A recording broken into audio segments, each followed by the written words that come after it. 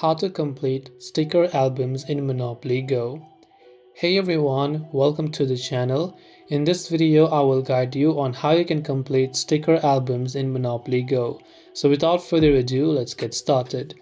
To complete a sticker album in Monopoly Go, you must focus on participating in active daily events. So if there is any sort of events that is going on within the game, you can make sure to participate in that. The second is you can try to trade your duplicate cards with friends.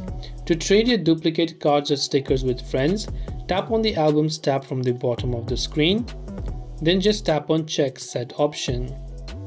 From here, look for the duplicate card with the +1 indicators like this. And when you do that, tap on the send button. From the send button, select the friend with whom you'd like to send and turn on the toggle called make an exchange and click the continue button. And you can trade your duplicate cards with friends. The other thing you can do is you can also target high tier purple or blue sticker packs. And these are some ways you can complete your sticker albums in Monopoly Go. I hope the video helped you out, and if you have any questions, do feel free to leave them down below.